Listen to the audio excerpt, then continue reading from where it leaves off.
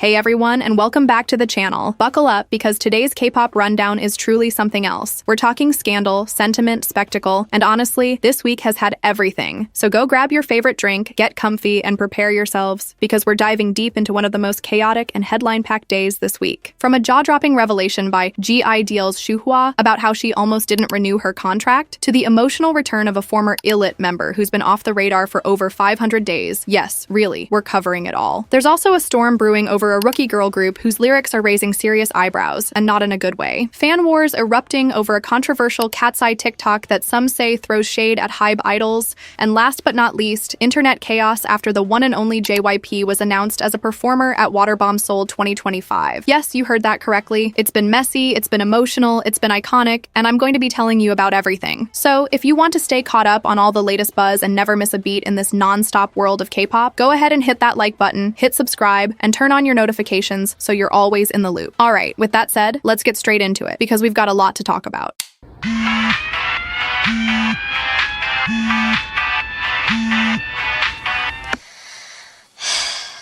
Let's start with a bombshell that honestly caught a lot of fans off guard. SHUHUA of IDL, formerly known as G.I.DL, dropped some very real, very raw revelations about her contract renewal that got her fans, Neverlands, shook. So, back when Cube Entertainment's contracts with IDL were nearing their end, the fandom was practically holding its breath. Speculation was flying. Fans were almost certain the members wouldn't re-sign, especially considering Cube's, let's say, less than stellar track record, including the controversial removal of Soojin over bullying allegations that were never officially resolved. That decision alone created a deep rift in the fandom and left a permanent scar in the group's history. On top of that, the members themselves had previously expressed dissatisfaction with how Cube was managing things, which only fueled rumors that a departure, or even a disbandment. So when 2024 rolled around, all eyes were on IDL. The contract talks became the hottest topic in the fandom. Tensions were high, emotions were higher, and then suddenly everything was revealed. When Soyeon eventually stood on the 2024 Melon Music Awards stage and confirmed that all members had officially renewed, the response was mixed, to say the least. Some fans celebrated the group staying together, others felt blindsided, even betrayed. But it turns out things were even more complicated behind the scenes than anyone realized. On May 22nd, SHUHUA appeared on Eillit Minju's YouTube show Pink Cabinet, and this is where everything changed. In what was easily one of the most emotionally transparent moments we've seen from her, SHUHUA admitted she was this close to not renewing. She didn't just consider it, she was genuinely leaning toward walking away. She spoke softly, but with this weight in her voice, explaining that during the negotiation period, she was emotionally and mentally exhausted. The captions in the video even hinted that she went through some very intense inner turmoil. She didn't elaborate on everything, but the implication was clear. She was struggling hard. This was a side of SHUHUA fans rarely get to see. Known for her boldness and humor, seeing her be this open and vulnerable hit people in the heart. The reaction online was immediate. Support, love, and also a lot of questions. Many wondered if the group's unity ended up putting silent pressure on her. Did she feel like she couldn't be the one to break the chain? Or was it the love between the members that ultimately pulled her back in? Either way, the choice was hers, and hers alone, and in the end, she stayed. This whole situation just underscores how deep the bonds run in IDL, even when things get stormy behind the curtain. Now, onto something that genuinely shocked fans in the best way possible. Former Illit member Youngseo has finally reappeared in public, and yes, we have photos to prove it. If you've been following Illit since the Are You Next days, you already know Youngseo was one of the breakout stars of that show. She had charisma, vocal power, and a massive fan base rooting for her. So when she was announced as part of the debut lineup, it made perfect sense, but then she vanished. Literally. Before Illit could even debut, Youngseo pulled out, and Belift Lab terminated her contract. No detailed explanation, no proper statement, just silence. Fans were devastated and confused. Theories started flying. Was it health-related? Family issues? Internal conflicts? Nobody knew, and Belift wasn't saying a word. Since then, updates have been scarce. The occasional, "I heard she's doing well" from close sources or vague mentions from other idols, but nothing concrete. That is, until May 21st, when a fan posted photos of Youngseo on X, formerly Twitter. In one, she's casually posing for the camera, relaxed, confident, glowing. In another, she's petting a dog, her expression soft and calm. What caught people's attention most was her outfit. It wasn't casual. She was dressed like she was headed to a photo shoot or a performance. performance. Very idol-coded, very polished. And that's when the theories started flying again. Is she preparing for a solo debut? Maybe she's switching agencies? Could she be joining another group or pursuing modeling? No one knows yet, but fans are hyped, relieved, and most importantly, hopeful. Because seeing her out and about, smiling and looking strong, was the closure many people didn't even realize they needed. But now, let's talk about controversy. Rookie girl group VVS is at the center of some serious backlash, and it's not dying down anytime soon. Their debut track DIMM has become one of the most divisive songs of the year, not because of the sound or visuals, but because of the lyrics. From the moment the track dropped, people were raising eyebrows. The line, "Asleep in the back got me feeling like Biden," was the first to set off alarms. Many felt it was tasteless considering the ongoing health discourse around President Biden. But more than that, why is a Korean rookie girl group referencing American politics in their debut song? The confusion was real. And unfortunately, that was just the beginning. The song also includes lines like, "I got them diamonds in my mouth, yeah,